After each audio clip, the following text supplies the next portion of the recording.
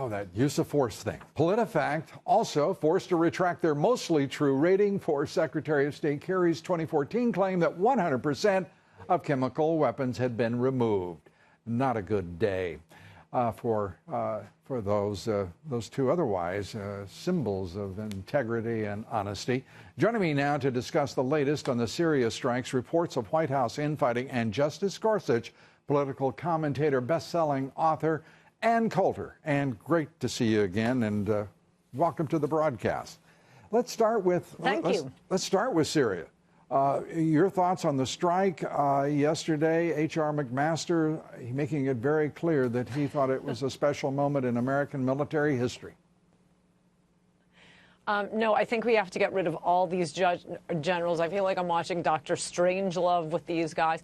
It's like what Sidney Hook said, to a man with a nail, all the world is a hammer. Were any of them paying attention to the Trump campaign? I like what Trump said during the campaign, which is it would be insane to go in and come out against Assad. He's the one fighting ISIS and al-Qaeda. We always go into these things. We get nothing out of it. We spend trillions of dollars. Americans die. Most of the rest of the world are savages, and we're always coming in at one point in the bar fight and propping up the loser at that one particular moment. The whole point of the Trump campaign was America first, put America first, make America great again.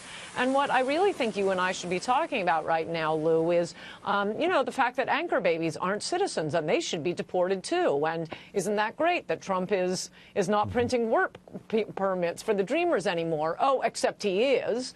We don't want to hear about the payloads and the topography of Syria. Get these generals out of the picture. Well, and one of those generals, former generals, John Kelly, last Thursday testifying that basically the wall is a figure of speech. And he created great ambiguity about whether or not the wall was actually going to be built and its avowed purpose honored by the man who was chosen by the president to lead Homeland Security. No, I did not know we had elected Jeb Bush president. Yeah, it was one of those moments. Yes. Well, look, I'm sympathetic to President Trump's idea that he wants to have General George Patton working for him, but someone needs to tell him Patton could not be made a general today.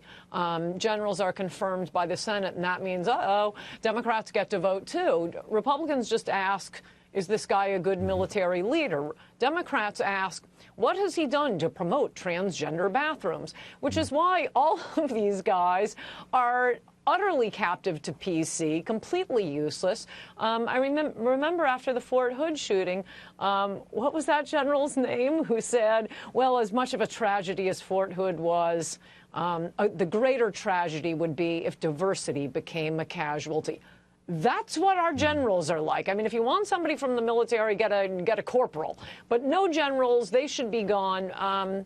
Kelly, the head of Homeland Security, a few weeks earlier told a group of Democrats that he was the best friend DACA, the Dreamers program, the unconstitutional Dreamers program, ever had. Yeah. And even under the Trump administration, they are still printing work permits for illegal aliens. Yeah, and these generals, and apparently, so succumbed to the Obama era doctrine of political correctness and trembling political and wavering political ambitions that they haven't been deprogrammed, at least a number of them.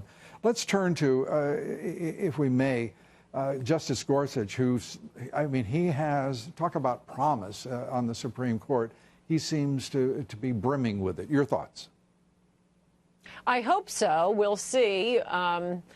In the history of Supreme Court justices is ours go bad, theirs never do. So all we can do is keep our fingers crossed. And I mean, the one thing that it's great, it would have been a disaster if it had been Hillary, but my Lord, yeah. We're really just treading water. We're replacing Scalia here, so it's not as if fantastic. We replaced Ruth Bader Ginsburg with a sane judge. No, we're replacing one amazingly great judge with what we hope will be half as good a judge. Yeah, and Gorsuch, I happen to be a little more exuberant about it all than you, Ann. I think that he really does seem to have promised to rise to a Scalia-like stature on the court. I go into it optimistic. I hope you're right. I do too. Yes, I will join your optimism. You got it. The idea that this administration has done so much so quickly has been, I think, given too little notice at large, and to some degree because of their own messaging. But I have to say, Trump has done a marvelous job to this point, unlike any other president I've seen. Your thoughts, Ann? Yes, I mean, when I wrote Adios America about immigration, I thought the country had about a 10% chance. On November 8th, with the election of Donald Trump, it went up to 90%. But there's a lot to get done. I mean, that's why I, at least, was particularly disturbed by the Syria bombing, because it's the same thing over and over again. These politicians give us the rhetoric. They know what the people want.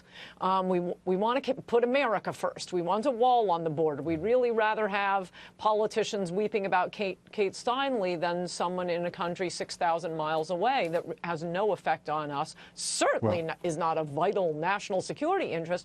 But there's a lot to get done.